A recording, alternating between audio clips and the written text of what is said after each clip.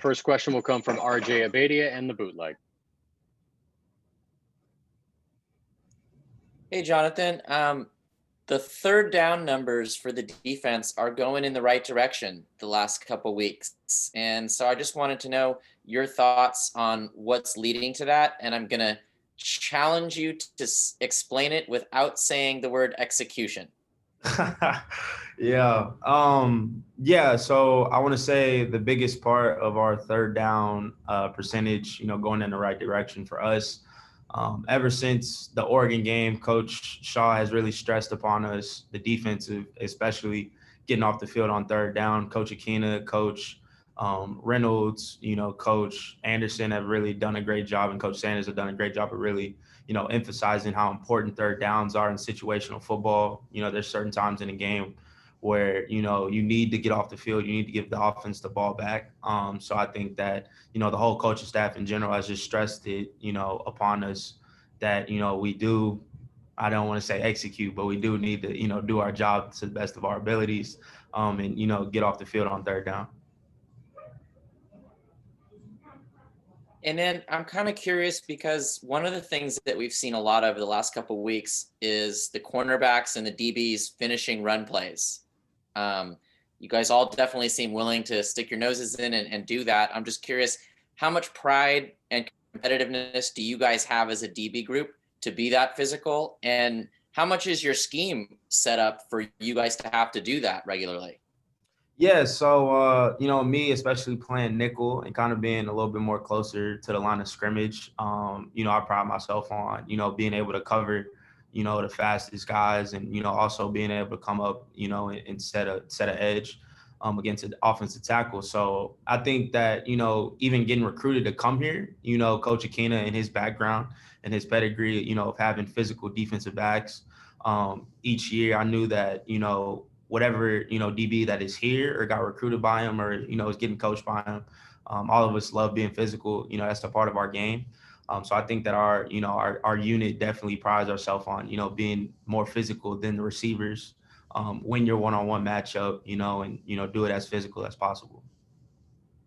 Awesome. And just the last thing for me, anything standing out about the Oregon State passing game? Just concepts, stuff that they like to do, stuff that they tend to do well? So one thing I will say, no matter the personnel, 11 personnel, 12 personnel, 13, personnel, they like, a number of concepts they love doing. And, they just execute it really well. So, regardless, if it's one tight end, two tight ends, they have certain schemes and concepts that they like to run and they, execute it really well. So that's one thing for me that, regardless of, personnel and everything like that, they just, run their offense and, you might know what's coming, but, they still seem to gain, 4, 5, 6 yards off the play. So I think that's something that's real impressive and something that we need to stop. Awesome. Thank you. Our next question comes from Rusty Simmons in the San Francisco Chronicle. Hey, Jonathan, you guys are in a unique situation here as a program picking up and going on the road. Just wondering if you guys learned anything from the first week of doing this that you'll take with you this week and into next weekend.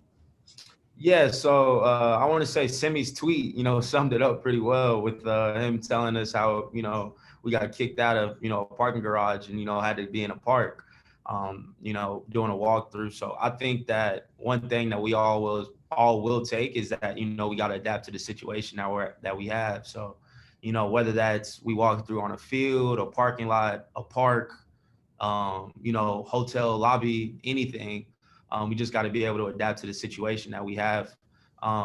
These are the cards that were dealt, and we just, Washington didn't, care that we had to practice in a park. Oregon State's not going to care, whatever situation that Santa Clara is going on right now. So, I just think that we just have to adapt to the situation at hand and continue to make the most of it. In an odd way, does this bring you guys closer together at all, that there's so much stacked up against you right now? Oh, for sure. I think that, I joke around with the guys all the time. I'm like, hey, man, this is going to be a 30 for 30 about us someday. Like, this is crazy. So I just think that, us, not, I guess, having, as much friends as we normally would, in a typical season. Not us, being able to really hang out with our families as we would in a typical season. And us just kind of having each other as teammates and, the coaching staff and the strength staff and the media.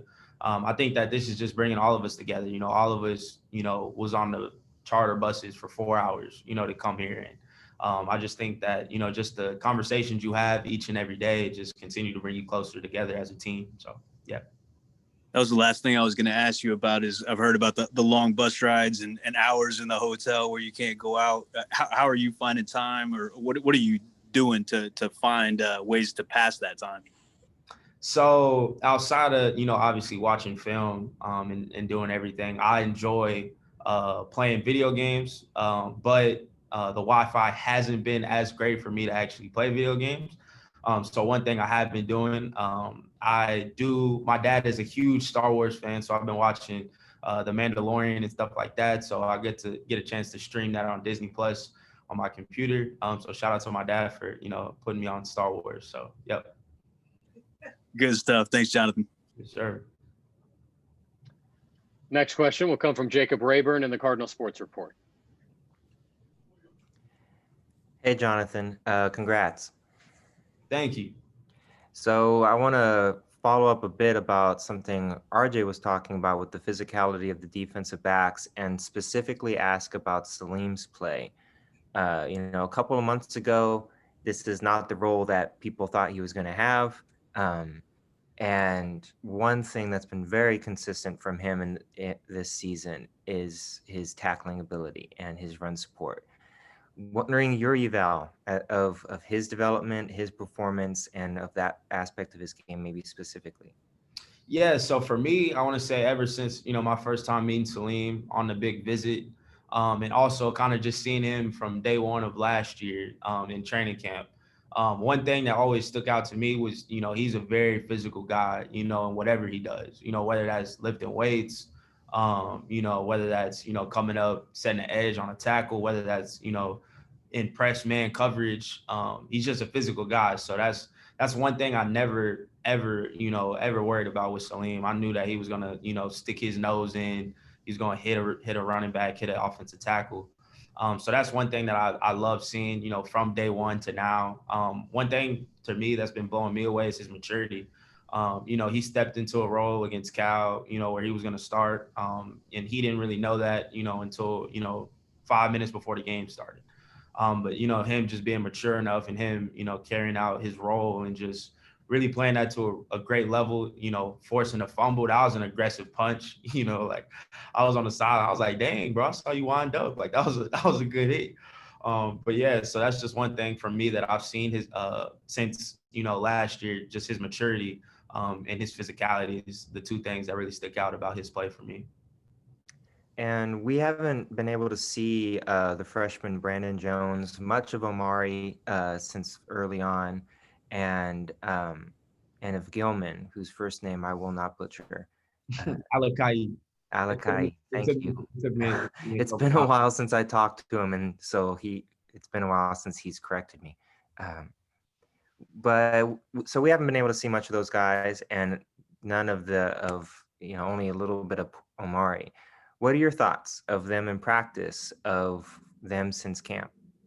Yeah, so I'll start with Alakai. One thing about him, both of us are, shorter safeties and shorter players. But one thing I really, really, really enjoy about him is he practices hard. He really works hard. No matter if it's walkthrough, no matter if it's, 7-on-7 or a team period, he's going 100 miles per hour. And that's one thing I love to see. He's really physical, comes in ever since day one. He's always, texting me, hey, if we're in this coverage, what am I supposed to do? Or, hey, if this concept comes up, what am I supposed to do? So he's a real hungry guy. I can tell that, he really wants to be great. And, I just love his effort. Brandon Jones really, really impressed me day one of training camp. Really quick guy. His man-to-man skills are really good. Lateral quickness is there. He makes plays and finishes on the ball. That's something that, some DBs kind of struggle with, but, it kind of seems I want to say, a little bit more easy to him. He comes up with picks, and he's around the football. It seems like he has a knack for the ball. Amari Porter, really long corner, really athletic guy. I knew ever since I saw him the first time, I was like, yeah, you're sneaky athletic, just based on his length and his explosion.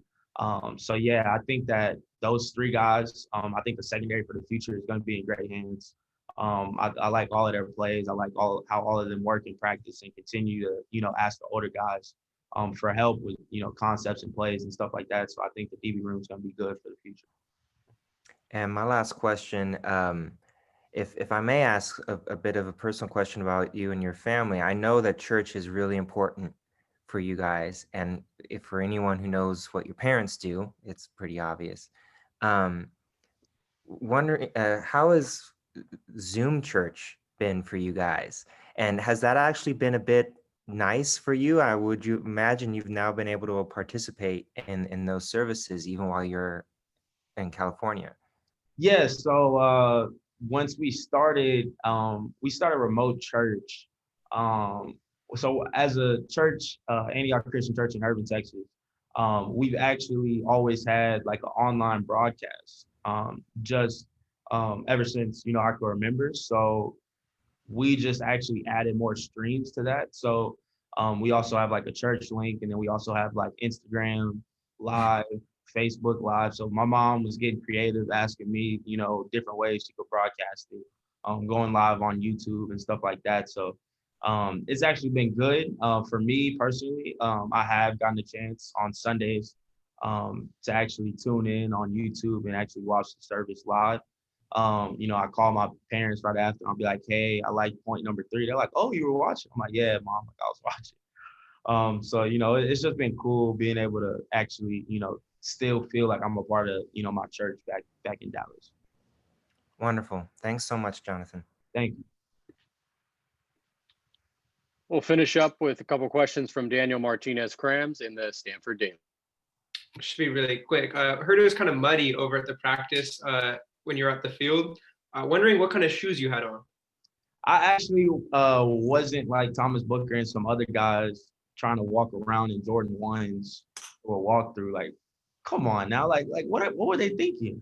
So I actually wore like some old workout shoes that I didn't even know I brought.